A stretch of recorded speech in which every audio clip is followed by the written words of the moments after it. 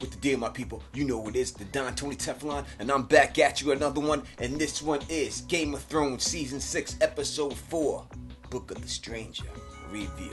And I must say that this episode was a kind of filler episode, but I enjoyed it. I don't need action every time, people. I don't need drag out battles and everything to be a good episode. Not the Don. I like good acted episodes, and I like this one. So let's get right into it, and I will tell you how I feel. Start right off with the war. We see Sansa, Podrick, and Bree get to the gates and everything. And let me tell you straight up, I'm a man, 50 grand, 100%.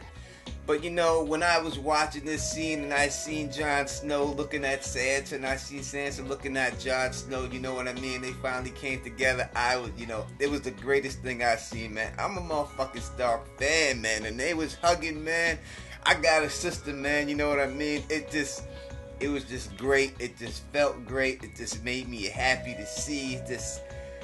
Finally, the Starks just looks like they winning a little bit, you know what I mean? But then let's get right into it. Sansa goes right in on this situation about taking back Winterfell, and Jon is kind of, he don't want to fight no more. He's out of it. He's been fighting ever since he's been at the war. He don't want to do this no more. But Sansa is not playing. She's like, listen, we taking back Winterfell. We doing it.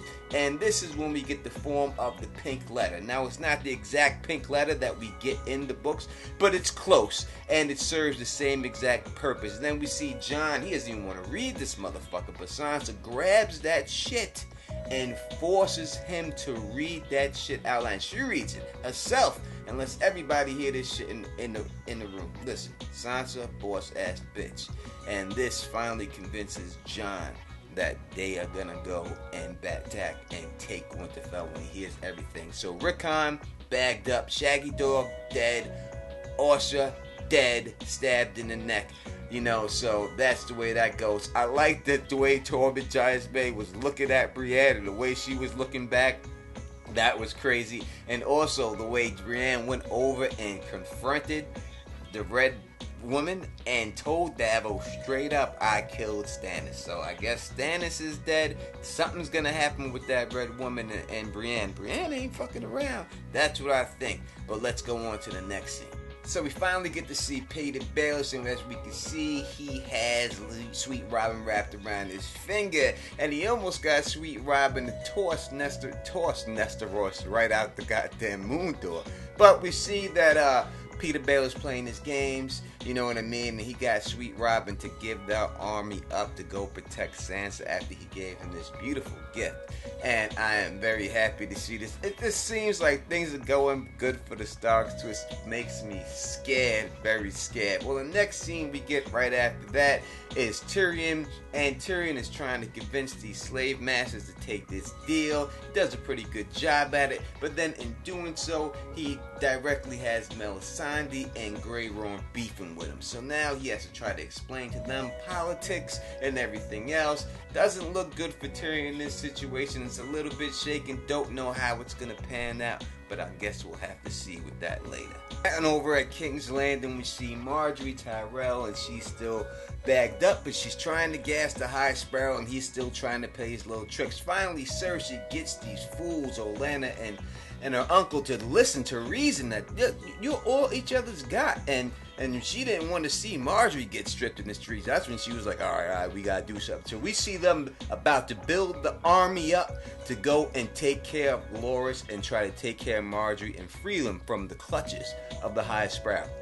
I like the way this is going. It's moving along a lot faster than I thought it would move along. And Loras, you know what I mean? He's broken, but Marjorie stayed strong. So hopefully this goes the way I think it's going to go, and the High Sparrow gets got. Next up, we go down to the Iron Islands. Not a lot happened here. We get Theon returning home, as we all knew he was going to return home. I know some people thought Winterfell, but he went home. And as he gets home, we see his sister just bitch his ass down, and she has every fucking right to, because this motherfucker fronted. But in the end, basically what we get is Theon admitting that she should be king, she should rule the Iron Islands, and next week we are getting the King's Moot, and that's all that really matters for the Island this week. So now after that, we run into Daario and Jorah, and you know, the grayscale gets revealed right here. So we got to see how that plays out and how that's going to go down. But besides that, they sneak in and they don't bring no weapons. And this dude, Jorah, just gets his ass kicked. I mean, he got his ass kicked so bad that Arya Stark must have looked at him and was like, God damn, I thought I got my ass kicked. That's how bad he was getting his ass kicked. But then he gets saved with the stab in the back, and they are just about able to save Dany herself, but Dany's like, nah, you ain't gotta say, I got a plan. So finally, we get to see Daenerys do her shit. And so Dany just comes out bride of motherfucking fire and just starts kicking over these barrels. And I don't know how she knew that shit would light up, but this motherfucker lit up like a fucking inferno.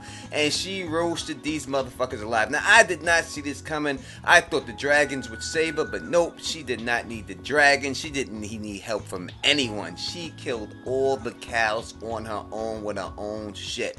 Bride of fire, and then walked right out of the flames and got everyone to bow down. Now this brings up a situation here. Now, is Dany fireproof?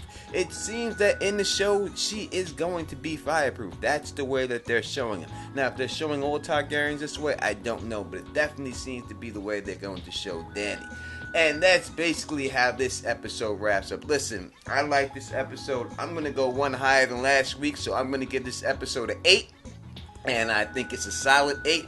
Next week's episode previews look fantastic. Can't wait. So, if you like the way I do this, please thumbs up this, please spread this across the room, and please subscribe. And until next time, you know who it is. Peace, and stay sexy.